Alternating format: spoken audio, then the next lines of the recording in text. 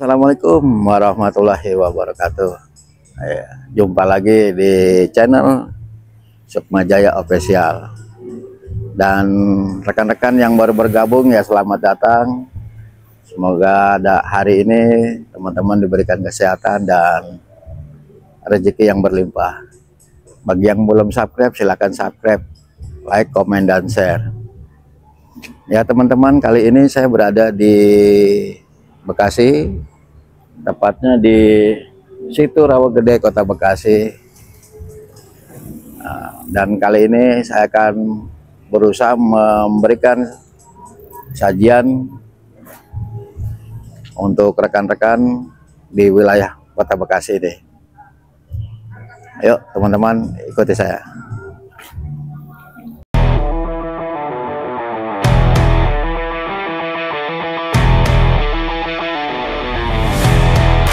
Jumpa lagi di channel Sukma Jaya Official. Kali ini saya ingin bincang-bincang dengan KPPL ya, dengan Bang Kristiadi selaku pimpinan atau yang mengkoordinir di Rawa Situ Gede ini. Dari sini saya ingin mengorek keterangan dari abang kita buat motivasi, edukasi dari Bapak Kristiadi ini yang menciptakan suasana Rawa Situ Gede yang berawal ini ya kumuh jadi begitu bagus dan menjadi destinasi wisata keluarga. Assalamualaikum Bang. Waalaikumsalam. Ya. Jadi saya pengen berikut teman-teman ingin mengangkat dari Rawa Situ Gede ini melalui informasi Abang. Ya. Silakan diperkenalkan dulu Bang. Baik, nama saya Krisdayadi. Kebetulan saya di sini diamanahkan sebagai ketua dari KPPL tersebut, Kelompok Pemuda Peduli Lingkungan Situ Rawagede Bojo Menteng ini. Kalau untuk tempat ini jadi suasana yang begitu indah kalau menurut saya Bang. Lagi-lagi saya ini kagum dengan suasana yang tadi yang awalnya ini rawa yang begitu kumuh, betul-betul jadi nuansa alami yang indah, segar, dan juga menjadi menarik pengunjung yang lain, terus ditambah menjadi satu ladang usaha. Nah, di awalnya abang ceritanya kiat-kiatnya gimana nih Bang nih?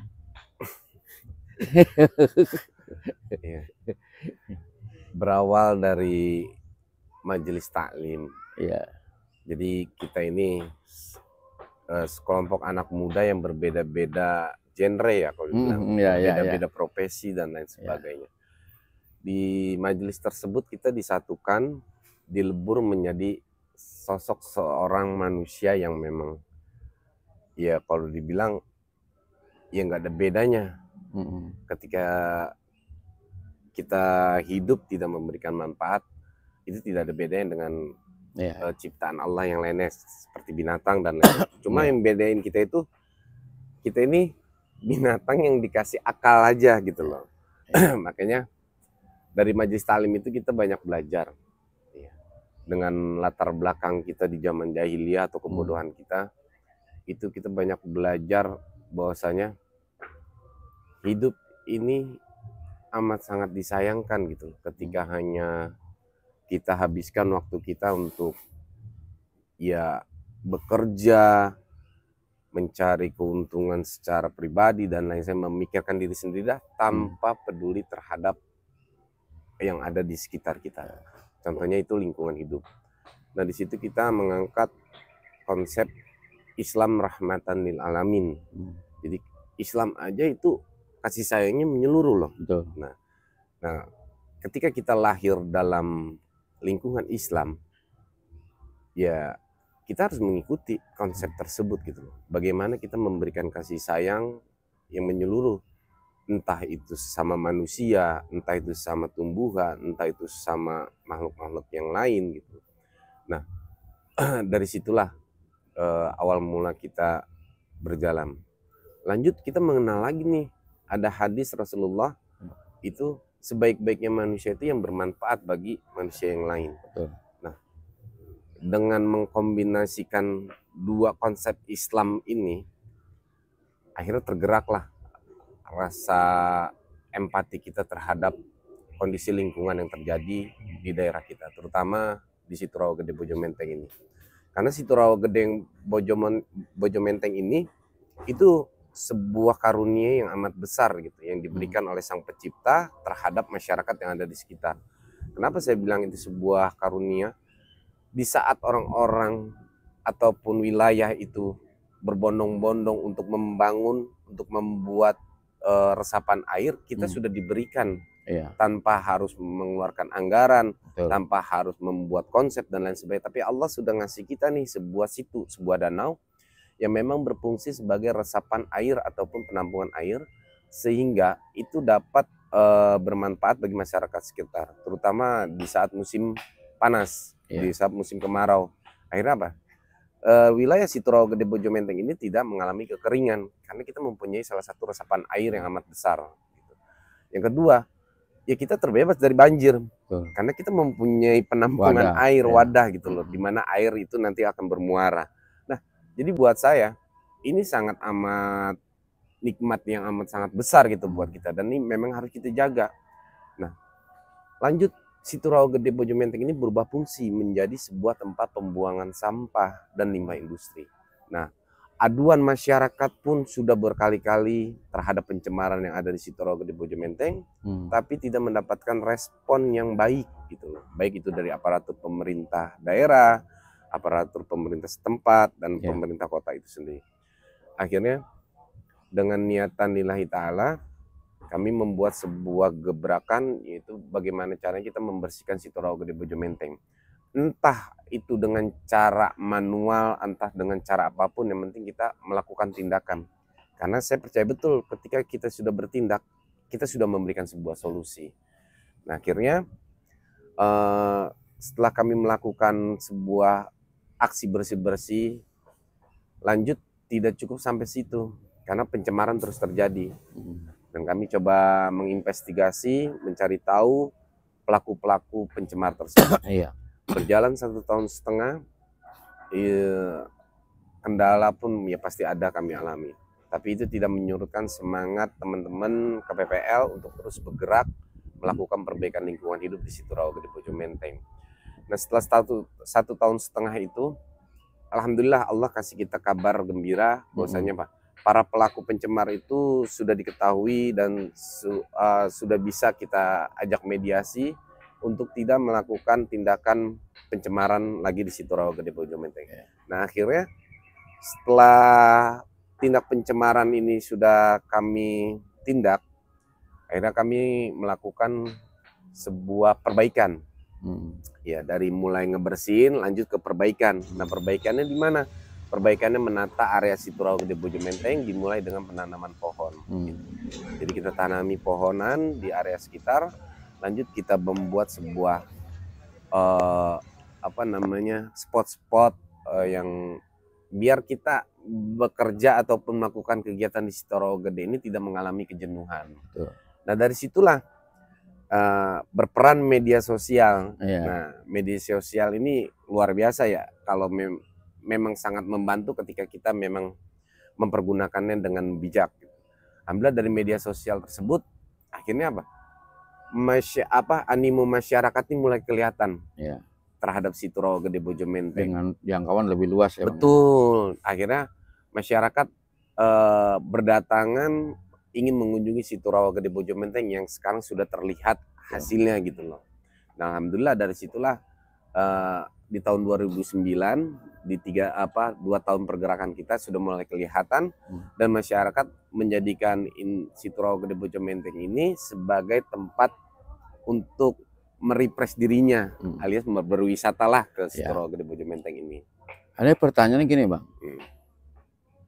Abang seorang ini udah sudah berapa tahun nih, Bang, berjalan? Kita jalan 7 tahun dari Dengan usia abang pada saat mengawali bersih-bersih itu kan abang mungkin udah masih sangat muda ya.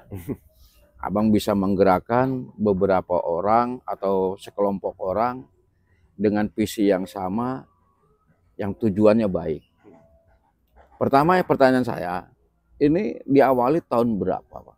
Ini sampai menjadi penataan hingga sampai akhirnya timbul animo masyarakat yang begitu besar, bahkan bukan di lingkungan untuk khususnya Bojong Menteng aja ya, sampai ke masyarakat luas.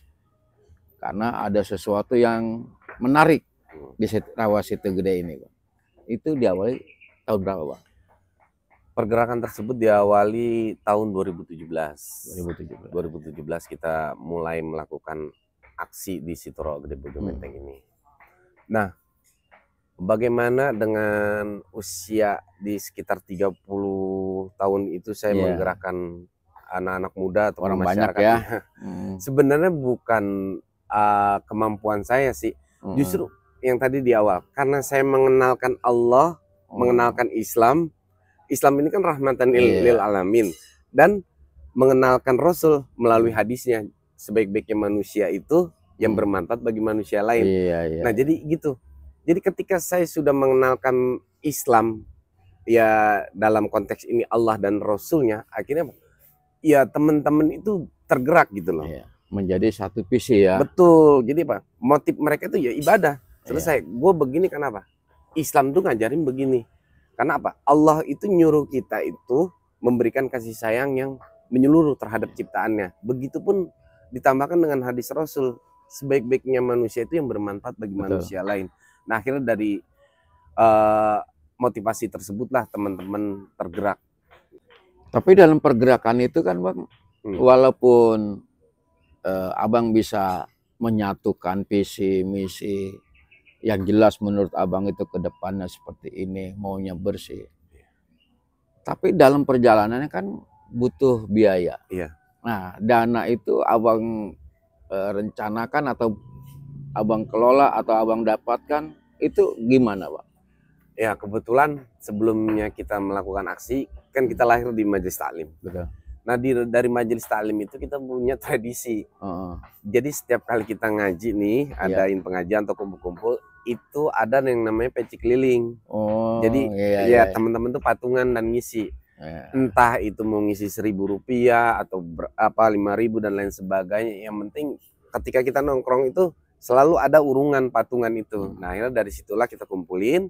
Dan setelah terkumpul, itulah sebagai bentuk modal awal utama kita melakukan kegiatan-kegiatan, baik itu dari konsumsi ataupun minum, beli air mineral, beli makanan. Nah, dari situ selebihnya ya modal sendiri sih teman-teman. Nah, itu kan hanya sebatas pada saat pembersihan kan. Betul. Melakukan katakanlah seperti gotong royong masyarakat yang abang koordinir.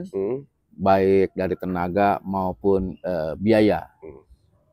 Tetapi setelah Setu ini bersih, abang kan punya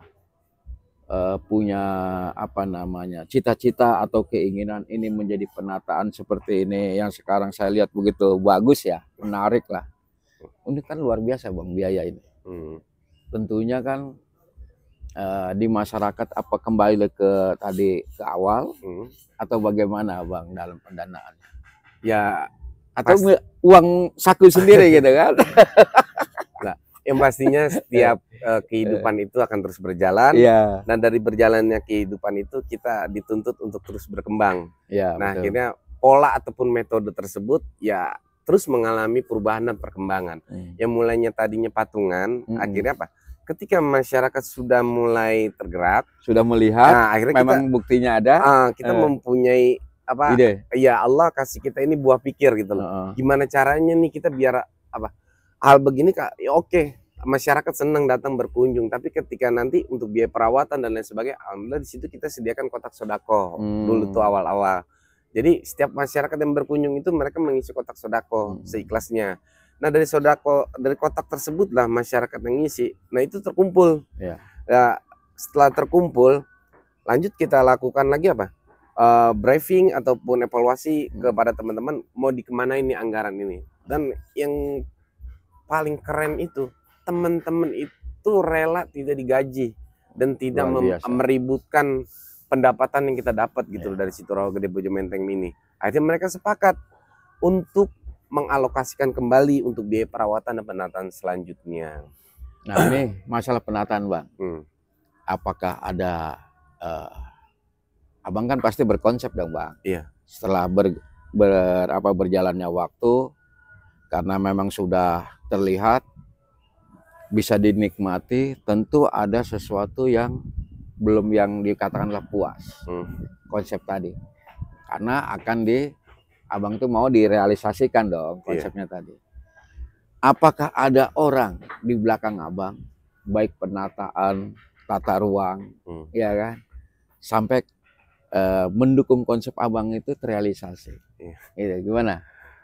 Yang pertama, kalau ada orang di balik saya, ya pastinya ada, gitu loh. Ada sosok yang memang selalu menguatkan saya secara mental, karena balik lagi ya, apapun itu, saya percaya betul ketika kita tidak mempunyai mental yang bagus, ya kita nggak akan bisa ngelakuin sesuatu hal gitu, walaupun kita mempunyai anggaran atau dana dan lain sebagainya. Ya beliau saya sebut sebagai penanam modal atau investor ya utama dari timbulnya Situ Rawa Gede Bojo Menteng ini. Itu guru kita Ustadz Michael Hafidz bin Abdul Salam. Beliaulah salah satu mentor sekaligus investor utama di Situ Rawa Gede Bojo Menteng ini. Desainernya Bang, desainer lingkungannya yang abang kelola sekarang ini kan cakep nih menurut saya nih Bang. Ada nggak di belakangnya itu desainernya? Kalau untuk penataan ini, kalau untuk desain penataan secara fisik ya di Situ Rawa Gede Bojo Menteng ini, alhamdulillah ini bukan berkat satu atau dua orang. Ya inilah kami mengimplementasikan konsep gotong royong itu. Jadi per 1 minggu sekali itu kita adain kegiatan rutinitas yang namanya silaturahmi dan evaluasi. Nah dari rutinitas silaturahmi dan evaluasi itu kita buat forum diskusi. Forum diskusi yang mana di situ bahkan teman-teman yang masih duduk di bangku sekolah pun mereka mempunyai hak untuk bersuara, untuk berkarya, untuk mengembangkan ide-ide mereka di Situ Rawa Gede Bojo Menteng ini. Nah, dari hasil kegiatan tersebut akhirnya muncullah ide-ide yang kreatif dan inovatif. Nah, itu yang akan kita realisasikan sesuai nanti kebutuhan dan skala prioritas dan medan yang ada di Situ Rawa Gede Bojo Menteng. Yang paling terpenting nyesuaiin anggaran. Kedepannya Bang, coba ini kan sudah lagi-lagi saya takjub Bang, konsepnya bagus.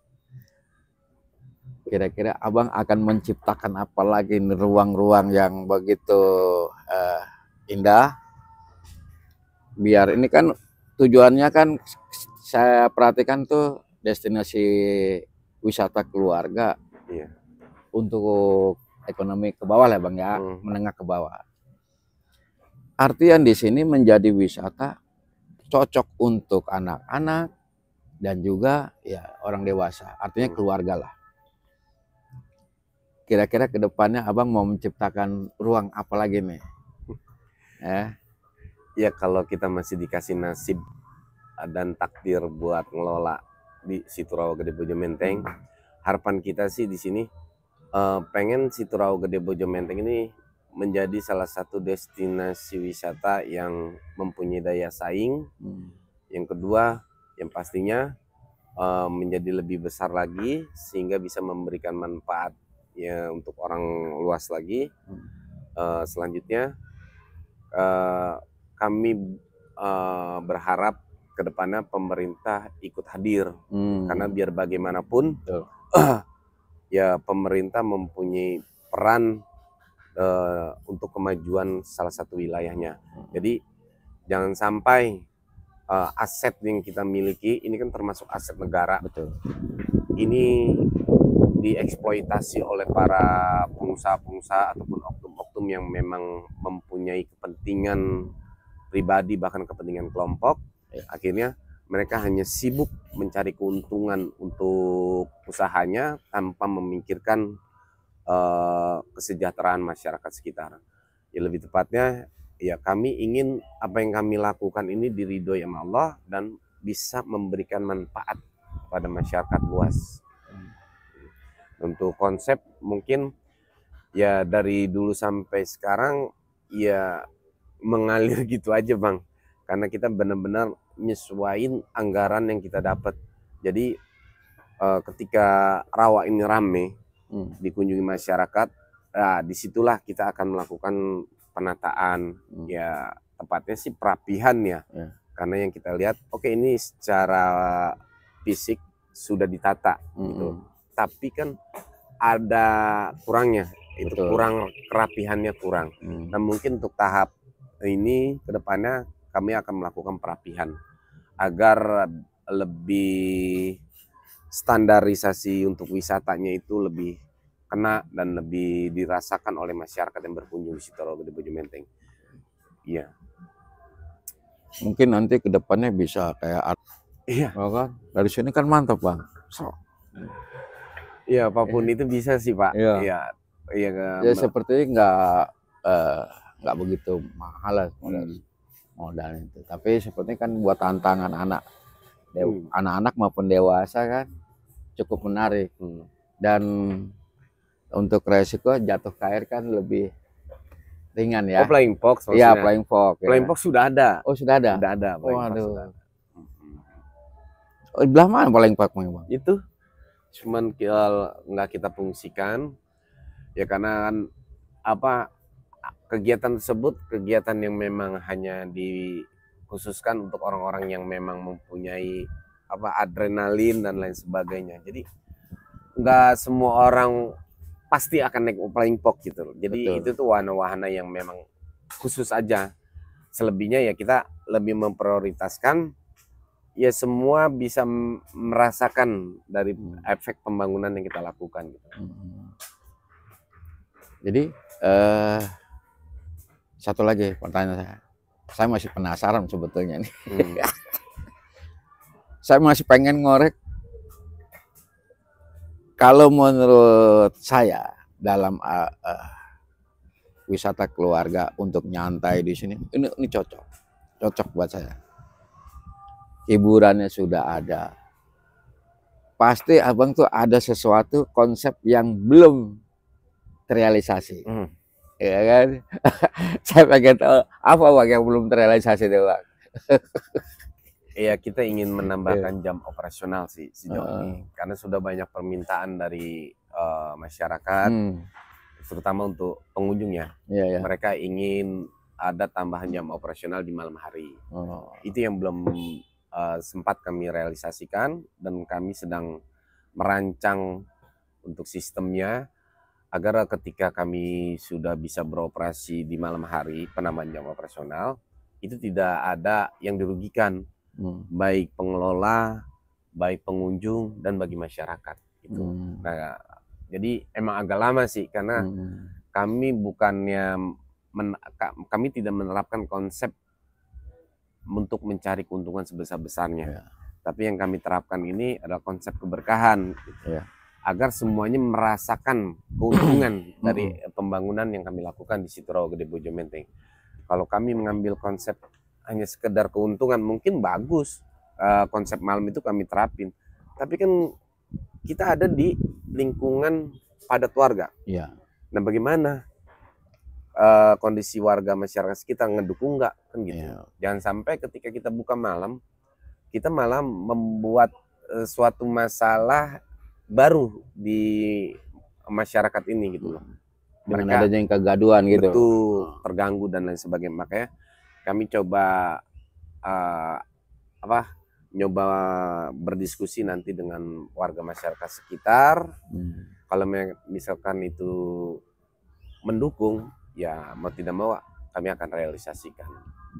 Kalau warga sekitar yang Abang maksud tadi lingkungan di sini, ya kan? Bagaimana kalau acara wedding Bang? Ini kan untuk outdoor sepertinya cocok. Nah, itu nanti Abang memakai sistemnya seperti apa? Untuk wedding. Artian untuk warga sekitar atau bahkan yang jauh yang ingin memakai tempat Abang. Kalau untuk wedding dan acara-acara, ya sejauh ini sudah berjalan di situ Rawagede Bojo Menteng. Untuk kami sendiri pengelola itu hanya menyediakan tempat, fasilitas tempat. Selebihnya yang namanya wedding ini kan mempunyai IO, ya kan? Terutama kami sendiri kan tidak mempunyai perlengkapan atau peralatan wedding itu sendiri. Nah paling nanti kami berhubungannya dengan IO tersebut gitu loh. Ketika mereka ingin konsep ruang terbuka, ya oke, masuk di sini. Ataupun dengan konsepnya semi terbuka tapi tetap ada tenda-tenda dan lain sebagainya. Nah itu kan harus melibatkan event organizer tersebut, terutama tukang tenda, tukang rias dan lain sebagainya. Ya sejauh ini ya yang kami inginkan sih ketika ada acara-acara tersebut, kami berharapnya mereka dapat melibatkan UMKM yang kami bina di situ Rawagede Bojo Menteng ini. Kalau untuk yang alat pestanya, apakah dari Abang yang menghandle atau bisa? Itu bisa. Kami punya rekanan untuk hal itu. Ya selebihnya tinggal mereka berdiskusi untuk menanamkan konsep, untuk menerapkan konsepnya di situ Rawagede Bojo Menteng ini. Teman-teman, ini sangat menarik nih. Masih muda, punya pemikiran yang luas. Memimpin begitu orang banyak, dari keterbatasan, baik dari keterbatasan anggaran maupun keterbatasan skill. Tapi ternyata terbukti. Rawa Situ Gede yang begitu kumuh, bau, dengan kekompakan yang dikoordinir oleh abang kita ini menjadi bersih. Dan anggaran pun juga bisa dikoordinir. Luar biasa Abang Kristiadi ini. Seorang pemimpin dengan karakter yang tegas. Ya kan? Nah, mudah-mudahan teman-teman bisa menjadi mencontoh. Apabila yang ingin mencontoh, ya monggo. Atau yang ingin bertanya, ya silakan. Nanti saya sambungkan dengan abang kita. Bang, buat penutup Bang. Biar teman-teman termotivasi apa yang dilakukan abang. Sehingga menjadi semangat mereka yang tadinya tidak ada pekerjaan menjadi punya pekerjaan. Yang tadinya dia ragu-ragu menjadi lebih semangat lagi. Dengan mencontoh dari karakter abang yang sekarang ini. Silakan Bang. Aduh. Oke. Assalamualaikum warahmatullahi wabarakatuh. Alhamdulillah wassalatu wassalamu ala rasulillah wa'adu. Perkenalkan, nama saya Krisdayadi. Saya dari KPPL Situ Rawagede Bojo Menteng. Ya, saya berharap teman-teman bisa menjadi saksi bahwasanya perjuangan kami dan teman-teman di Situ Rawagede Bojo Menteng ini murni bukan 100% bukan murni dari hasil apa yang kita lakuin. Tapi ketika kita sudah melibatkan Allah dalam segala bentuk kegiatan, insya Allah hal yang tidak mungkin itu akan menjadi mungkin. Karena ketakutan itu hanya hadir di dalam pikiran. Ya. Selama niat kita baik, insya Allah alam semesta pun akan mendukung kita untuk merealisasikannya. Dan moto kami, ya pemuda itu bukan bergaya, tapi pemuda itu harus berkarya. Agar kita bisa keren di hadapan masyarakat dan buat bermanfaat untuk lingkungan. Dan harapan kami juga untuk masyarakat, kami mengajak untuk berkunjung ke Situ Rawagede Bojo Menteng, karena dengan Anda berkunjung, Anda sudah ikut berperan dan berkontribusi secara tidak langsung untuk biaya perawatan dan penataan selanjutnya di Situ Rawagede Bojo Menteng ini. Karena apa yang kami dapatkan dan kami hasilkan itu bagian hasilnya kami akan presentasikan untuk perbaikan lingkungan hidup di situ Rawagede Bojo Menteng, dan mudah-mudahan di lingkungan atau di wilayah-wilayah yang lainnya pun akan muncul KPPL yang bisa lebih baik dan lebih bisa mengelola lingkungannya itu sendiri. Cukup sekian dari saya. Alafu minkum. Wassalamualaikum warahmatullahi wabarakatuh. Baik teman-teman, itu menjadi satu motivasi untuk rekan-rekan semua. Ya, dari Rawasitu Gede, Bojong Menteng. Assalamualaikum warahmatullahi wabarakatuh.